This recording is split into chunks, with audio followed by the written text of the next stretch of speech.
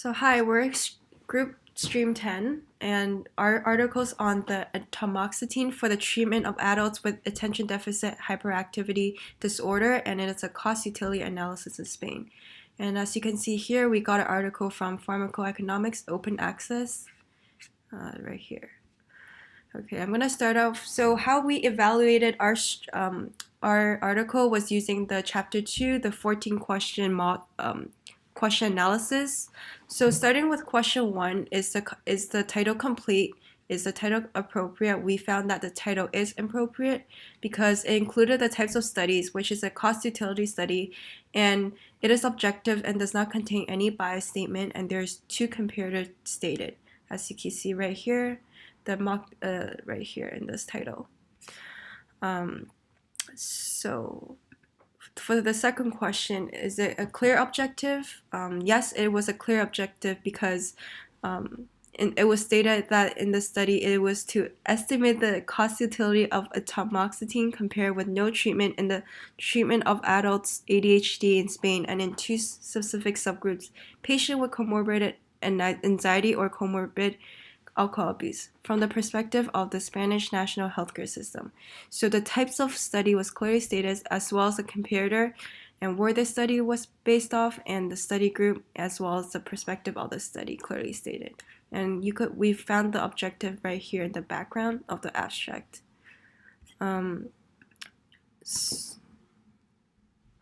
was the appropriate alternatives or comparators considered? It was because atomoxetine is the only drug therapy that is approved in Spain for ADHD treatment, and this is the best option available as it is compared to placebo. Authors provided descriptive reasoning for why placebo was the best alternative. However, the authors did mention the limitations of not including cognitive behavioral therapy as a comparator. So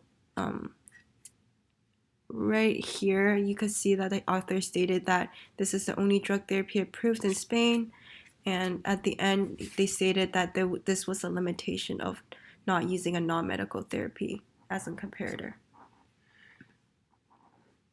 So next question is, was a comprehensive description of the competing alternatives given? No, the dosage and length of the therapy was vague and not provided. Only the number of cycles the patient was on was specified. No information on the dosage selection was given. Next question, is the perspective of the study stated and addressed? Yes. So the perspective of the study was stated as the Spanish national healthcare system. The healthcare system perspective included direct cost as well as health utility values. Costs were estimated over a 1-year time period. Next question, is the type of study stated? Yes, the type of the study is a cost utility analysis. This is stated in the title of the article as well as in the introduction section. So next question is, were all of the important and relevant costs included? Yes. So in the article, the green highlights part, you can see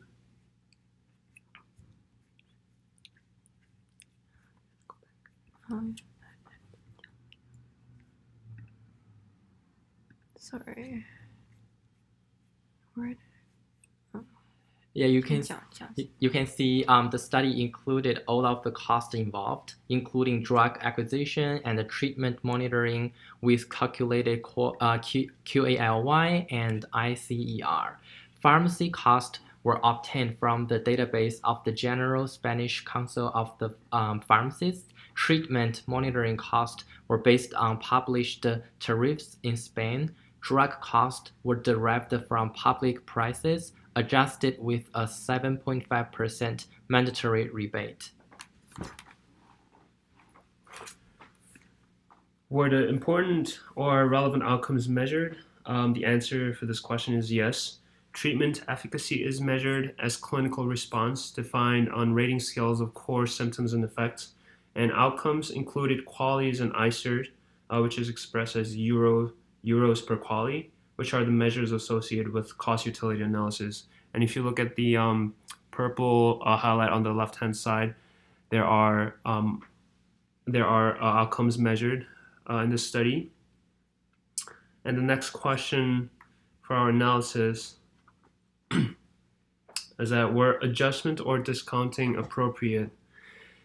There were no adjustment or discounting was needed for this study because discontinuation rates were based on a post hoc Kaplan-Meier analysis of the non-placebo-controlled atomoxetine trials.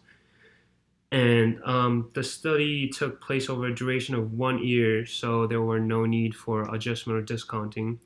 Authors stated that 1 year was considered appropriate duration of ADHD treatment for capturing the benefit from the treatment. And this study was aligned with the most other published ADHD models. And longer duration of therapy was not necessary since ADHD doesn't have any impact on life expectancy. Are assumptions stated and reasonable? The answer is yes. Costs that were assumed included atomoxetine costs, treatment monitoring costs with specialist visits.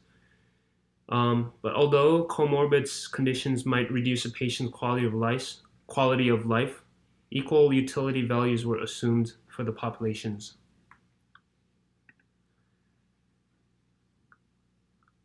The next question is, were sensitivity analysis conducted for important estimates or assumptions? Yes. Deterministic one-way sensitivity analysis were done to capture the changes in the value of key model parameters. An alternative utility values using 5Q, 5D questionnaire from Lido trial and an alternative treatment response definition were also applied. Second-order probabilistic sensitivity analysis were done to estimate the uncertainty of all model parameters on atomoxetine's cost-effectiveness potential.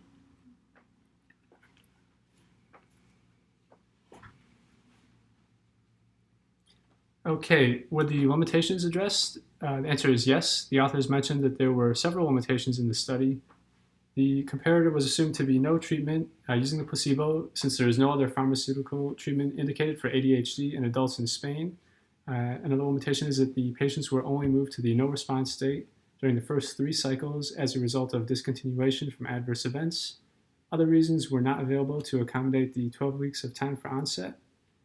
Another limitation is that the patient adherence with treatment in the trial is likely to be higher than in real clinical practice due to the frequent monitoring.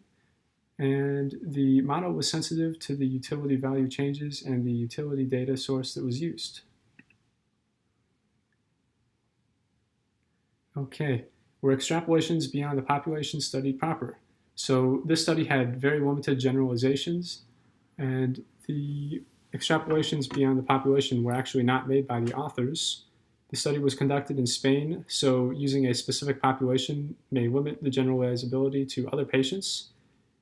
The authors also did not indicate the actual sample size of the patients, which made it difficult to understand the full impact of the treatment, and so this missing data limits the use of statistical comparisons. Was an unbiased summary of the results presented? The answer is yes. The conclusion discussed differences in costs and compared them with differences in QALYs for the patient population. This result was compared to the acceptable willingness to pay of 30,000 euros per QALY in Spain. And here's our citation of the article that we have just reviewed. Thank you. Thank you. And the link for this article will be attached below.